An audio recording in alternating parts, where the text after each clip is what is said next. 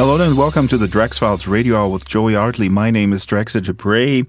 Just arrived back home from Vienna, Austria, where I was on a private matter. None of you guys' business.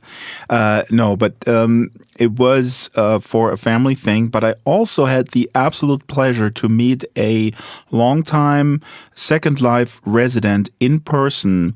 And I'm talking about Fargis. And we're going to have him on for the hour because Rai works at a radio station there. He interviewed me, and then I interviewed him in the radio cafe. So there's a little background noise. I just want to say that up front.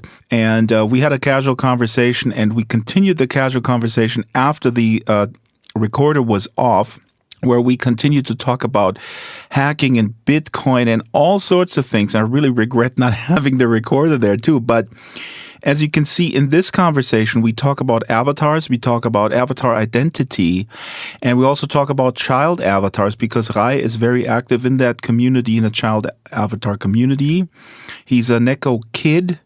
He used to run Undercity, which is now closed. I think it closed in 2012. I'm going to do some research and put that up on the blog. And Rai is also going to address the controversy that happened at SL5B.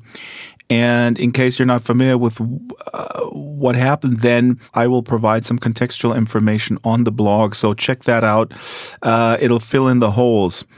An absolutely fascinating conversation about a controversial topic and a very important topic. So we're going to jump right in. As you can tell, I'm a little bit exhausted. I just drove about, 7 hours. So I'm going to knock out this podcast for you guys to enjoy.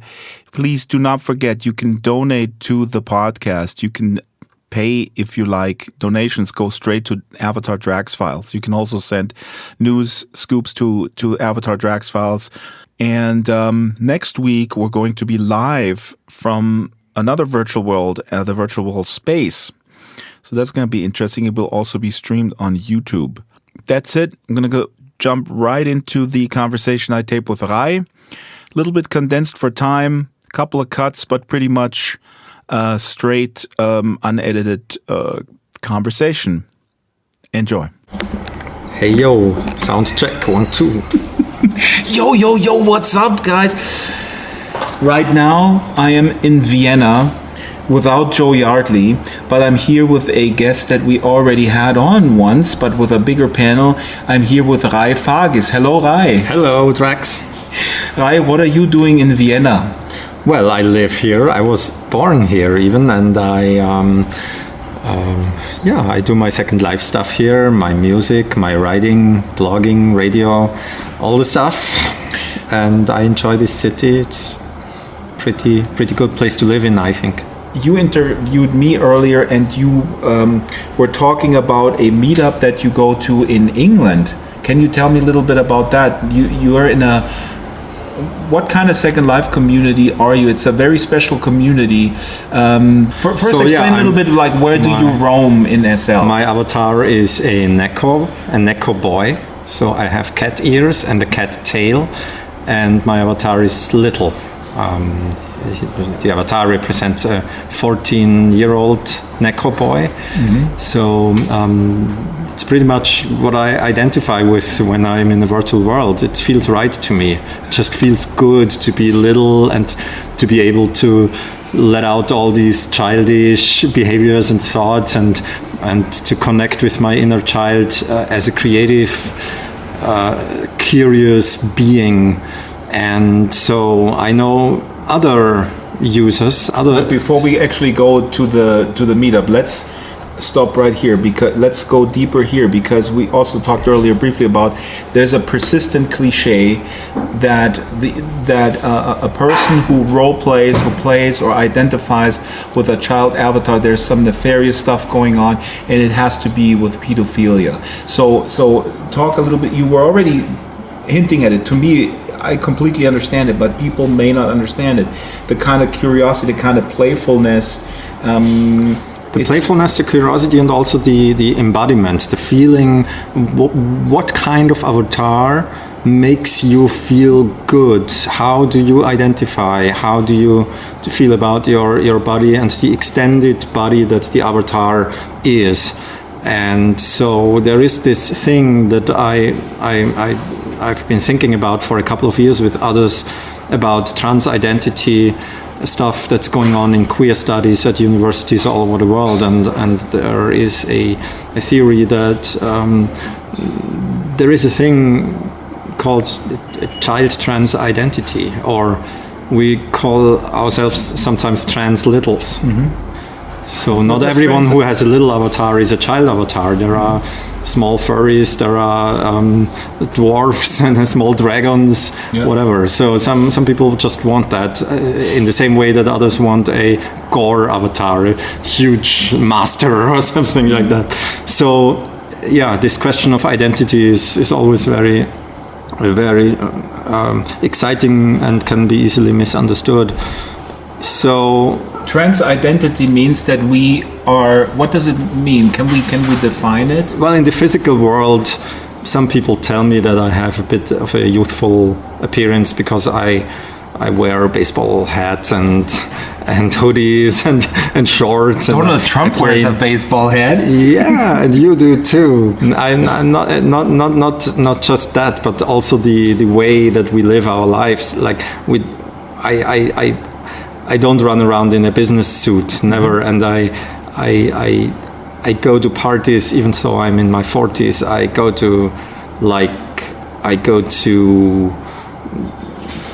clubs like I did when I was in my teenage years or in my early 20s. That never stopped for me, and the journalism and all the things that I do have to do so much with being curious and being interested in the world and in other people. So I think that's connected somehow. So trans identity could also mean, and I'm going to look up how it is defined, but what you're describing is fascinating. Trans identity seems to also mean that we're basically doing non-age appropriate things, basically, like in the other realm, because we're maybe in our age, I'm the same age, we're supposed to be behaving a certain way, and we're not. I was just thinking while you were talking, so maybe I'm a trans. My trans identity is a 16-year-old Iron Maiden fan. Maybe could be. I don't know, because I have some furry friends in real life, and so when I visit them, it's always a lot of fun because they are very playful and they give you lots of hugs and they want to cuddle, and they have pictures of their fursonas. That's what they call their furry identity. They have paintings and drawings of their fursonas on the walls of their apartment everywhere, and they identify so strongly with these furry avatars or characters they create for themselves, and there are some parallels here with the little avatars in Second Life, and someone like Loki Elliott, they never switch their avatars. When Loki wants to do something, he needs a different character for, like on his sim where he rents out parcels and cabins, and he has to ask for the money. So he has hate that guy. So he has that old grumpy guy. Doomdale, Mr. Doomdale, debt collector. And that's brilliant. I saw Loki once standing. Wait a minute, are you saying Loki is I don't know. same as debt collector? No, I don't know. Doomdale? Okay, no, that's just something that I forget that I said. Loki is such a nice guy, and Mr. Doomdale is so evil and so mean. Of course, that's not him. These are two different persons. Sorry for having that crazy idea. Yeah. So, but what's weird is every time Dr. Doomdale, or I call him Dr. Doomdale, is in world, Loki is not in world. Wait a minute. There's something weird going on.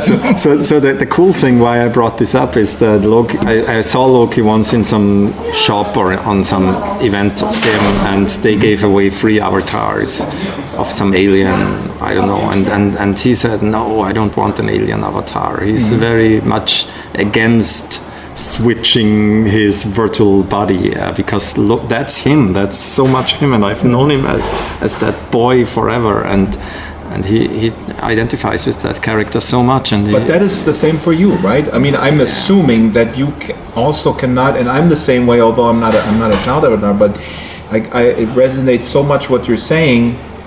And then sometimes I speak to people where the avatar is kind of like it's almost like a tool in a toolbox, right? If they need a hammer, they're a hammer. If they need pliers, they're pliers. But for you are Fargis. You cannot just switch to somebody I'm else. that Neko boy, and I had this thing once. I was a Neko, and then I had a human avatar in a sim that I owned in a city sim. And one day I found my old Neko stuff that I hadn't used much before, and I started to wear the Neko stuff every day. And people ask me, hey, why are you Neko? And I created that storyline that I always was Neko. I was just hiding my ears under a baseball cap, which I really was wearing as a human avatar, and my tail was hidden in the pants. It's because this Neko thing became so important to me over the years that I love cats, and I always liked Japanese manga about Neko characters. So it's both these things, being this Neko character and being this 14-year-old boy. But the being little component of that is much more important than the Neko. Why is that component. so important? Well, I hinted at it earlier that it just feels right to me, and that I can connect to my creativity better, but I can also connect to other people better with it. When I'm in my child avatar persona, I communicate differently, and I feel better having people of different sizes around me. But in a tall avatar, it's weird. I don't know. It's like. Do you think you have a license to be more free with what you say, because essentially you are a boy, and oftentimes naive questions are very much okay when they come from a boy, but from an adult we're kind of in society sort of groomed to believe that there are certain questions you don't ask because you come across as stupid, maybe? That's the curiosity part, because I'm a real-life journalist, and as a journalist you often want to ask questions that are very clever, but at the same time you want to ask questions that are break very things basic. Down to basic stuff. And so having a connection to that inner child that is able to see the world with fresh eyes, with curiosity, and asking questions that can be simplistic and naive. I think you can tell a rookie journalist or a noob journalist, maybe the best way to tell them apart is that often when you start out is you are trying to be super clever and try to impress your guests somehow, and then when you get more seasoned as a journalist, what you realize is what you don't serve your audience at all if you try to sort of outsmart let's say an academic, because academics already talk in a language that nobody understands. So it's actually your job to break it down, right? Right. So when you, as a journalist, when you start explaining the theory of your interview partner in the question, you're on the wrong path. I mean, it happens to seasoned journalists too. And I did an interview today with a university professor and the former vice president of Yahoo Research, who's brilliant, who does a lot of stuff about social media theory. And I was tempted to show him how much I know about social media. Yeah. It's very human, I think. And having that connection to the inner child is healthy for that. And and then I meet other child avatars in Second Life and other littles, and I see the same thing, I feel the same thing, and a certain approach to life and to creativity and curiosity that makes me happy and feel connected to them. But it's also parallel to, as a father myself, I see with great frustration how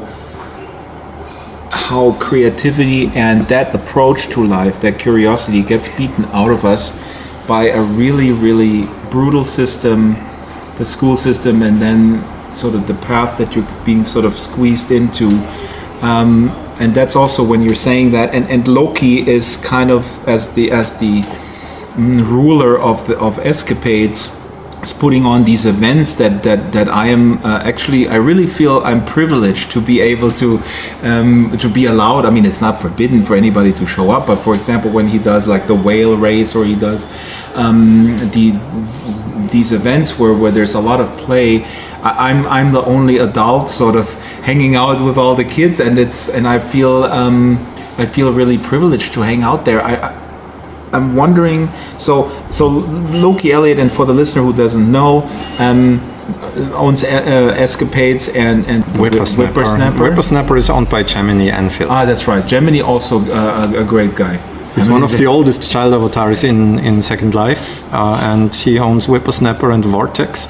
And Loki and Gemini are brothers. They roleplay being brothers in Second Life.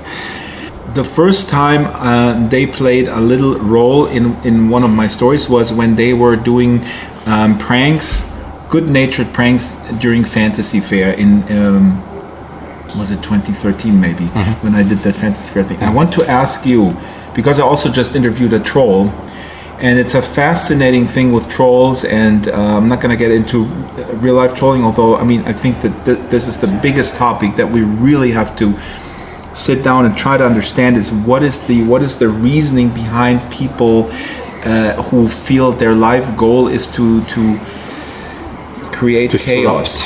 Exactly. But this is a different time, and this is what I want to ask you. It was so awesome to follow around Loki and the gang in Fantasy Fair, to have childlike pranks who are not child. That's a very important part of child avatar culture, causing mischief, I call it. So Loki always had a gang, and I always had a gang in Second Life. It's Ray's awesome gang. It's in the profile of my group. We cause mischief, and some people do it in their role-played families. So they are the brat son or daughter, and they do something funny. And that's role play. So, and the role play is, of course, the moment you log into Second Life as a child avatar, the role play starts, right? But then you have different levels of role play. How do you talk to people? Do you talk about them? With them about your sim business, or about your DJ gig that you will do, or about some other stuff that's important, or are you really into the deep role play where you pretend to do pranks with your friends and pretend to cause mischief with your mom? I don't have a role play mom, I have to add that too, because family role play was never my thing. My thing always was gang role play. So I always had these groups of boys and girls that explore. Is Rai an orphan then? Yeah, pretty much half orphan. I always say that my mom is missing, and my dad is a leopard somewhere, a furry leopard, because I'm an echo leopard. So is there fan fiction, or are there people, or have you thought about putting together, I don't know, maybe in novel form or in comic book form, a type of fan fiction or your own story?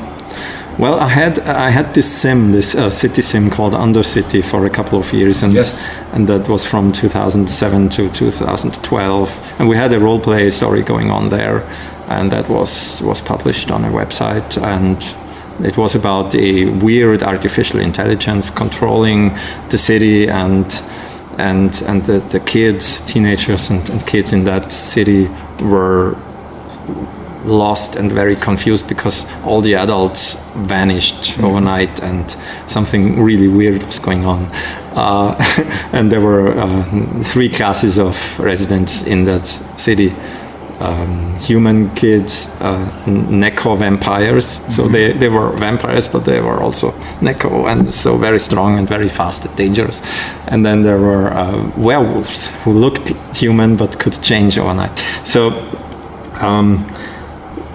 I was thinking about what you asked me about, doing a comic book or a fan fiction about all these things, because things tend to get lost in Second Life. We talked about that earlier. The tragedy is preservation of culture in Second Life. So the tragedy is that Second Life, then the lab is a business, and if you can't pay your rent, then the sim is gone and the whole thing is gone. I mean, it's almost like here, Belvedere. I don't know. We're gonna just put some apartments on it or something because they pay more. Yeah, the Sims were so expensive back then. They're a little bit cheaper now, but I paid the usual $1,000 to get the sim, so it was my own and not rented by some landlord. And then I paid $300 tire a month. And I did this for 5 years, and I had donations and I had tenants. But after 5 years, I was a bit burnt out, and I gave it up.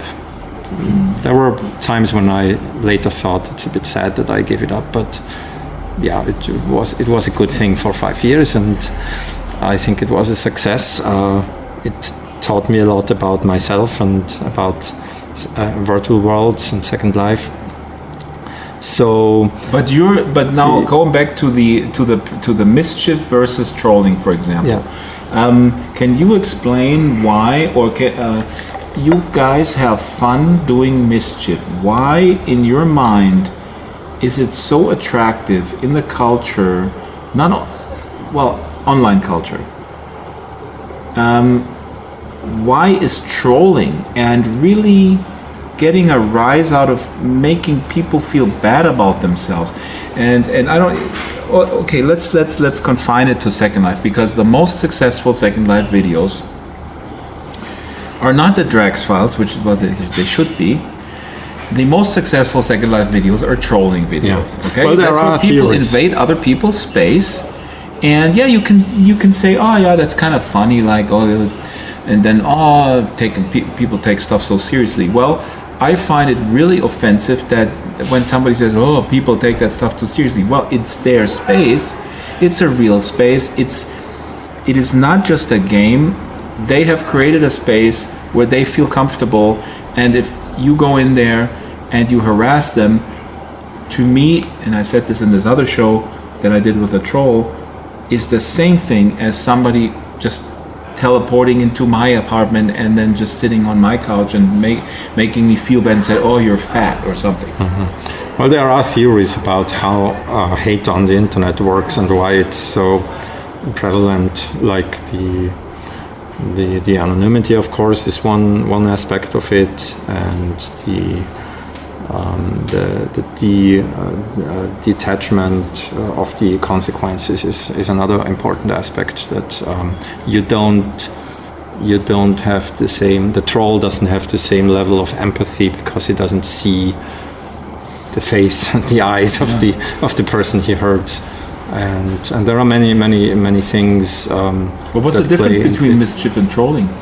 What I call roleplay mischief is always playful and not intended to disrupt. Like a roleplay mischief would be something like, I'm an echo boy and I have a mesh object of a bag of a bag that says catnip, half a pound.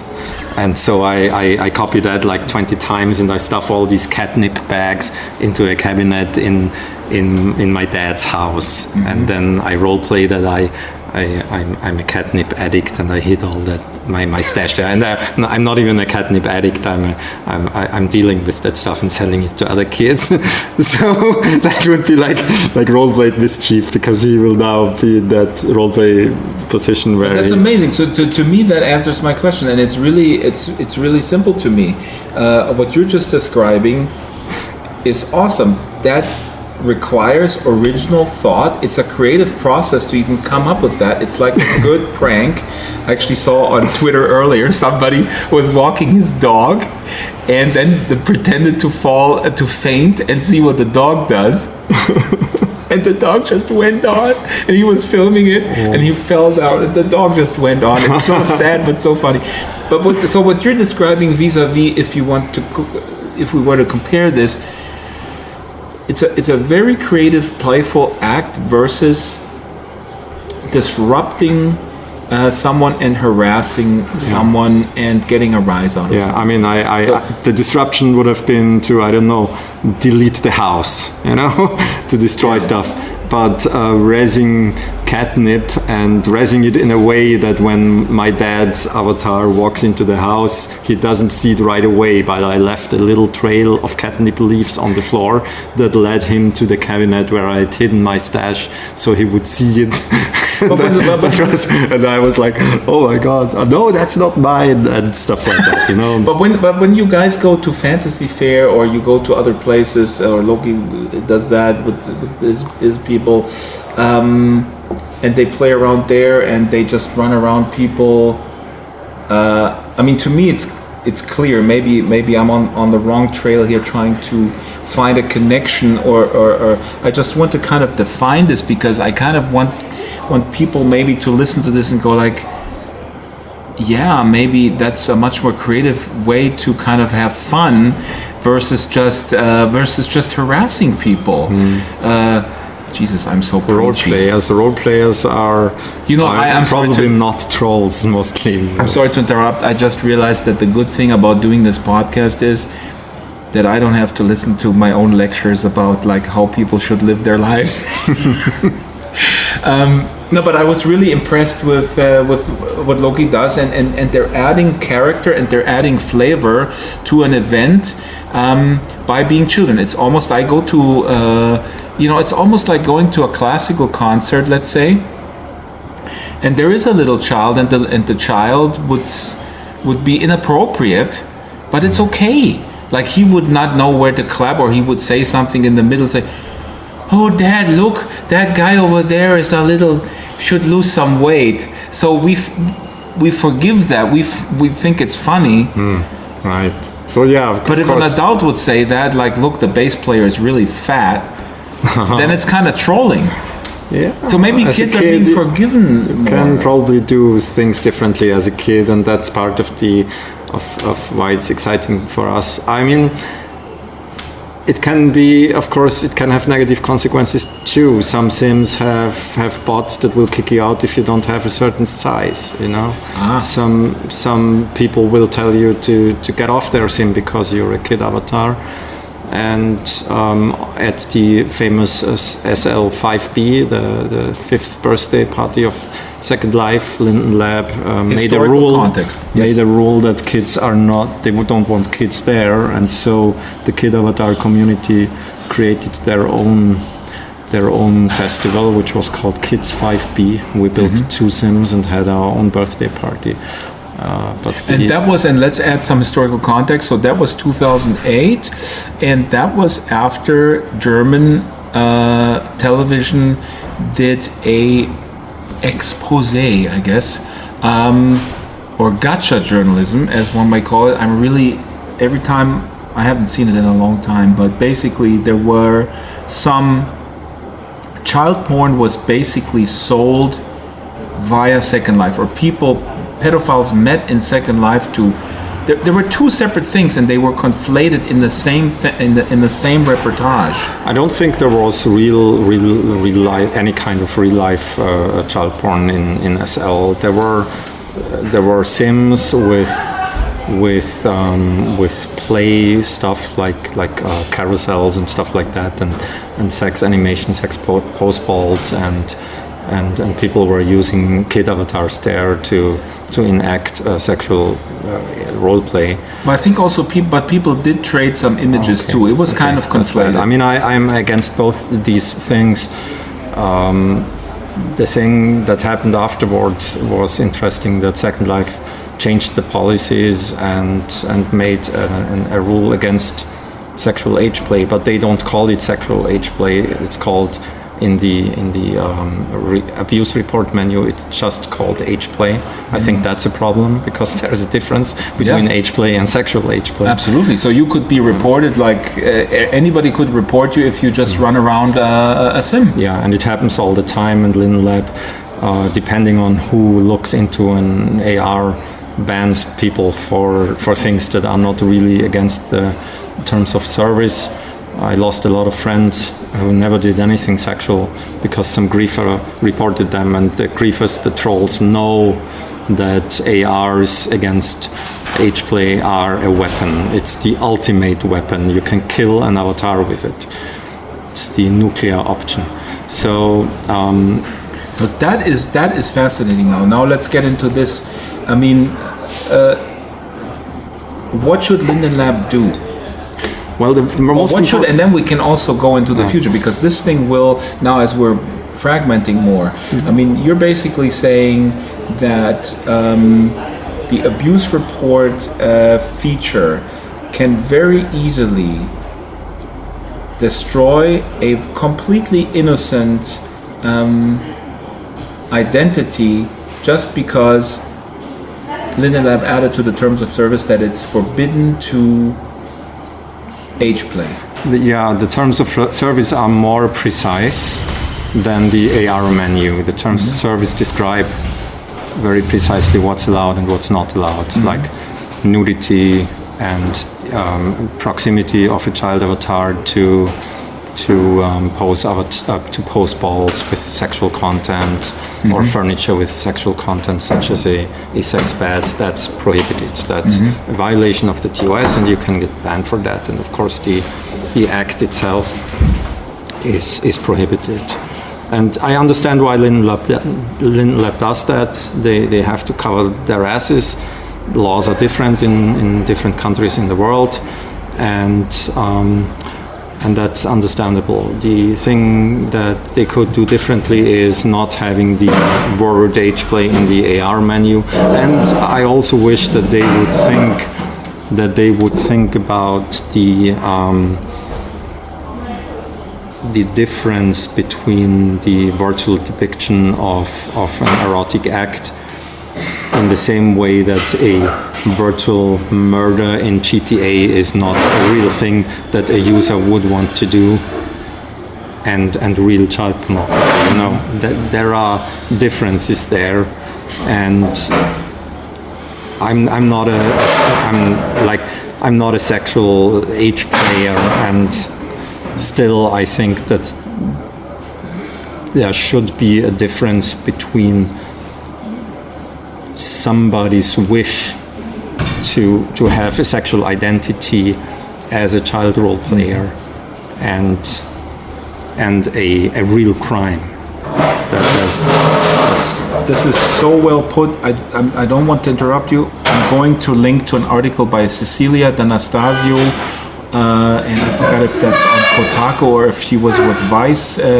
She wrote an in-depth article about virtual worlds actually being a place where people with tendencies to want to have sexual relations with underage boys or girls could live out that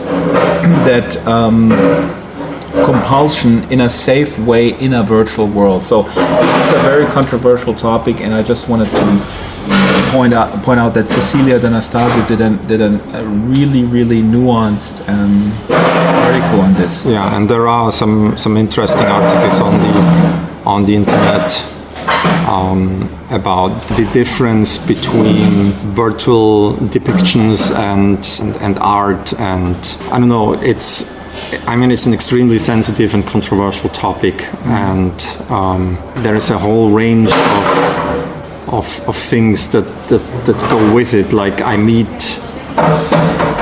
met somebody in Second Life who is a soldier. He's a lieutenant, and he was stationed in Afghanistan. So there you have a platoon commander of the army who sees horrible things and probably has to do horrible things. And in Second Life, he role plays a 12-year-old boy, and that doesn't fit any cliche that you would have about an army officer and there are so many facets to motivations and why does somebody role play a kid avatar, and what consequences does that have for him and for the people around him, and yeah, I see it as very important to do more research on that and to try to make people understand what's really going on with avatar identity and trans identity in virtual worlds. This is really well put, and what I hear is the measures, and again, it's difficult for a platform provider, and I really hope that people will comment in the comments, because the abuse report in many ways, but now that I listen to you, it becomes very apparent. The abuse report system as it is right now is a very blunt instrument to regulate societies. It destroys people because of, if somebody wants to do a campaign against someone, it's very easy to mount that campaign and get someone out, and there's very little recourse, and it's Kafkaesque, to be quite frank. And again, Kafkaesque, if you don't know who Franz Kafka is, then you should Google him and then read some books. But if you want a more current reference, then watch Brazil. But yeah, but for child avatars, this is a much more pressing, much more. It's extremely pressing. I've seen not only a huge number of avatars vanish, but also whole sims and whole small little grids of sims, or not grids, like collections of sims, community projects that were consisted of different sims. Archipelagos, good word. I've seen. I learned that those from Tom vanish. Bernstorff, by the way. Oh, that's cool. Tom Bernstorff wrote a few very smart things about kid avatars in his book, about avatar identity and how people behave. And yeah, I mean, it is a weapon, and there are people in Second Life who don't like kid avatars, who are very much against them, and there are some trolls and griefers in that group of people who made a sport out of hunting down kid avatars, about exposing them for things that they imagine they supposedly do. They even try to find out real life identities and to do all kinds of nasty things. You told me that somebody is kind of after you a little bit. Well, there is this one guy who attacks kid avatars, and he attacked me on my old sim. He even faked pictures of me. And there is another guy, or probably the same one, who did some very bad things. And I started to chat with him when he created a new avatar, and so we talked about his past for a while, about his love for computers in the 1980s, Commodore 64 times. So I found out that he's about the same age or a little bit older than I am in real life, and it was very interesting and even nice sometimes. And then he has this other phase where he starts attacking people again. Kind of a self-hating thing, maybe. That's interesting that you say that, because that troll, that kid avatar hater, uses a kid avatar himself very often, and then he gets himself banned because he's so mean to people, and he will appear again as another avatar, and many times he's a kid himself. So yeah, there is a little bit of projection going on there too, and that projection has of course roots in society, because child avatars and people who identify with little avatars are marginalized and sometimes even discriminated. They I told you about the bots that kick out avatars of a small size automatically. So yeah, it's difficult to be that in a virtual world, and it can have negative psychological consequences, and that creates more trolling, I think. Now, Linden Lab is almost, I think now, and actually I'm glad about that, because there was a phase when Linden Lab tried to clean up Second Life, to kind of sell it to business people, like, you know, look, this is the way to do international teams and business without traveling, and distributed team working and blah blah blah during the Linden reign. Now with Ebbe, who I met personally, I am very happy that he seems to understand that Second Life is thriving because of the diversity of culture and because facilitating this freedom, and that there is no reason. As a matter of fact, it would be really stupid to present it as anything other than this complete sort of creative madness. So that is very cool. But now these are problems that I hear all the time. I work very closely with Marianne McCann, as a lot of people know. She does the set design often for the videos and stuff, and so I hear talk with her a lot about this. Now with you, this is fascinating information. What do you think could Linden Lab do with Second Life, but also going forward? Because now with Sansa and High Fidelity, I mean, you know, we what should all these come? Do you have the magic bullet to prevent to keep a diverse virtual society thriving on the one hand, and to police the mean trolls and create a safe space? And sometimes it's terrible. Sometimes it feels like both things can't happen. Well, I think you need really a lot of manpower. You need the human resources to govern, or not to govern, but to have good governance, which is something different. Government and government. So yeah, they should have really good support people and people who look into the tickets and abuse reports. The rules should be more carefully modified. But I don't want to just push Linden Lab to do more to protect kids. I think also a lot of responsibility lies in us, the users, and us, the little avatars, to do research, maybe, and to do outreach, which the kid avatars did since 2006 with groups like the Second Life Children, Marianne's and Loki's work and Gemini's work, amazing. Explaining the rules, but also doing research and becoming more aware of what we are. Why are we little? Why do we want to be little? Why does it feel right for us? And what does that mean? And how is being little in a virtual world different from being a real life kid? And how can we? What can we learn from that, and why are there things like tinies and fur cubs who wear diapers and all that stuff? There is so much research to be done, and I hope that I mean I'm involved in a project with people from universities, and I speak sometimes at a conference here in Vienna that's called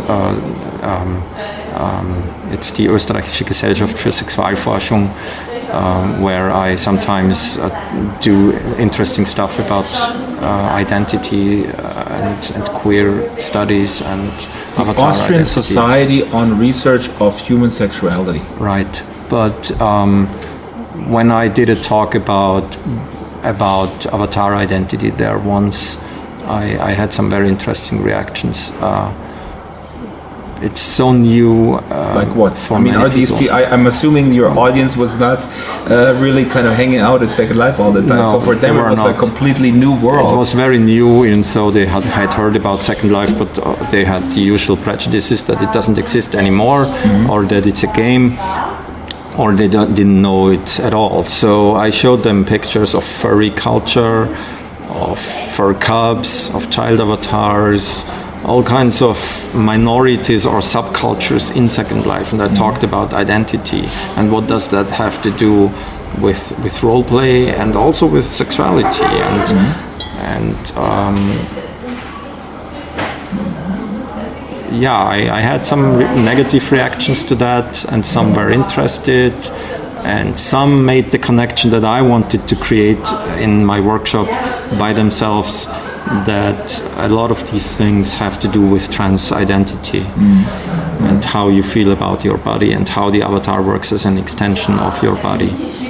So then maybe going forward and wrapping this up, with new worlds that are arguably more immersive. We talked about it earlier. I mean, if you, and again, I mean, people are very anxious, Second Lifers, I know that listen to the podcast, are very anxious when they hear about, I get strong reactions and opinions when I talk about headsets and stuff like that, and I understand that people feel somewhat threatened that Second Life, again, I mean, it's already somewhat marginalized, but now everybody's talking about, oh, look, I can move my hands in real time, and I can see my fingers wiggle with the leap motion, blah blah blah. So people are sometimes set on the defensive. I'm repeating myself real quick. I think Second Life is nowhere near obsolete, even with the advent of these more immersive technologies, because Second Life has a culture that has grown, and this culture cannot be erased. Well, it could be. Linden Lab could just put the off switch and then everything is gone, which would be very bad, and which they will not do, because Second Life is thriving for them as well. But my question is, moving forward to these more immersive realities where the embodiment is stronger because of these technologies. You hinted at it. What can we do about identity? How can we explain to others? Or do you, let me phrase this differently, do you think that people will become more tolerant? Are you hopeful that people become more tolerant when they sort of encounter a furry or a child in the welcome area, let's say? I'm optimistic, yes. Yeah. Because I'm fascinating. Sometimes Mondays I'm optimistic, and then I see a news item, and then I get really depressed on Tuesdays. I'm very optimistic because there's more and more literature, like Mark Meadows' great book I, Avatar, which goes a few years back already, and Tom Belsdorf's Coming of Age in Second Life. And then I visit these new virtual worlds, these VR worlds you mentioned, like something like High Fidelity or VR Chat and Sansar. And I had one particular experience in VR Chat that I liked. I made a boy avatar for myself in VR Chat. Looked like like an anime character. Mm-hmm. So I was running around as that boy. And in one of the first rooms that I entered, there was a mirror, a virtual mirror. And I looked, and I had the headset on my head and the Oculus touch controllers in my hands, so my head and arm movements were my real movements. And so the illusion that I am that boy looking at myself in the mirror was so very strong, and it felt awesome. I started to move, like I had these childlike movements when I was walking around, and I felt happy and young and very connected to my avatar. And people were asking me why I'm using a young, small avatar, and I told them why I'm doing it, that it feels right, and that I come from Second Life, and I've been doing this for 10 years. And then I had to look up, because in virtual reality you have to look, when someone's taller than you really have to look up. And that's right, because when you're in the headset you have to look up, you can't just cam up, you have to really move your head. And the furniture looked large, and it felt very interesting. And then I went to a forest, and there was a tent, and there was this knight. There was a knight avatar who was very, very tall, but he had the voice of a teenager. He sounded like a 15, 16-year-old, 17-year-old boy. And so we talked about why does he use a strong-looking, muscular knight, and why am I an adult in the physical world using a boyish-looking, a small, slim avatar. And that was very interesting. I mean, this whole question of what do you project into your avatar and what do you want to be. Also in different stages of your life. Yes. Because he's young, absolutely. And he maybe wants to, I'm kind of tired of being pushed around by my parents. I want to be this strong, self-determined guy. Maybe, yeah. And the whole question of agency when you're young, how much can you change things? Can you change the world? Like a little kid that's happy when you let it press the button in an elevator because it can move the elevator. Wow. Yeah. So all these things play into that. And I know that I was very happy as a child and as a teenager, and I really enjoyed being that little guy who has the whole world to discover and to play with everything. So different phases, different things. I don't know what I'm going to be in 10, 20 years from now. So, but now this feels right to me, and virtual reality really enhances the feelings that you put into your avatar even more, maybe. So I'm optimistic that people will probably understand the question of avatar identity better in the future, because there's more literature, there will be more research, and there is new technology like the touch controllers and all that. But human beings are so flawed. They're so flawed. All they want is to laugh at someone who has it worse off. The reason why reality television is so successful is because you're sitting on the couch and you're a kind of a drunk loser, and you're looking at other drunk losers on TV and say, look at them losers. No, I'm sorry, I don't want to end on this pessimistic note. My last very quick question, you said you're going to England and you're meeting with other Second Lifers. Just describe briefly how that is like when you meet someone who is your friend in Second Life, and then maybe you meet them in real life for the first time, and Yeah. Well, we at first we hug, like I don't know. It's like for me, it's always exciting to meet other Second Life users in the physical world, because you know so much about them already based on their avatar and based on the experiences you had with them, and based on the creative stuff you did with them. Like when we met in the physical world today, we already did podcasts together, and we were hanging out in high fidelity together in virtual reality. We are forming very deep connections in virtual worlds. So when I go to England 2 weeks from now, and I will meet 5 friends, very, very close friends in Second Life for me, I will be Rai the Neko boy, and there will be another Neko boy. 2 of my friends are bunnies in Second Life, and 2 are humans, or humans, as I always say. So 2 humans, 2 bunnies, and 2 kitties will be having a barbecue and doing crazy, funny stuff. that's awesome, and I'm really glad that you guys are tolerant enough to include humans. Okay, so we're gonna end the show. It's awesome, Rai. I'm gonna end the show with a tune of yours, because you're also a musician. We didn't even touch on that. But what tune should we listen to go out with? What do you think? Maybe play Jump and Run. It's a very playful 8-bit chiptune-ish thing I made on my Commodore 64.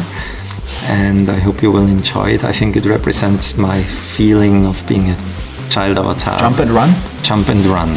Here's Rai Fargis with Jump and Run. And we'll do that live in Sansa maybe. Or in Second Life. Thank you, Rai. Thanks for having me. And it just occurred to me that when Rai said that his best friends are bunnies, that I promised that we're gonna talk about Ozimals and intellectual property and the Digital Millennium Copyright Act. But we're actually going to do this next week in the virtual world of space in a live YouTube stream. Maybe Rai will come over too. Anyways, here is Rai Fargis with Jump and Run. Enjoy.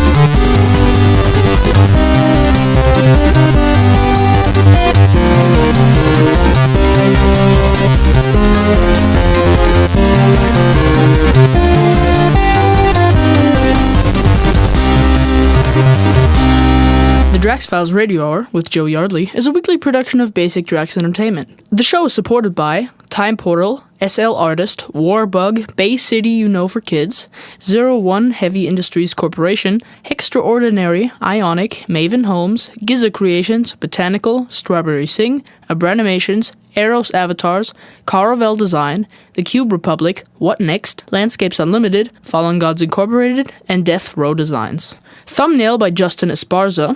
Contact the show via Skype, Draxfiles, Avatar Draxfiles, or email radio@draxfiles.com.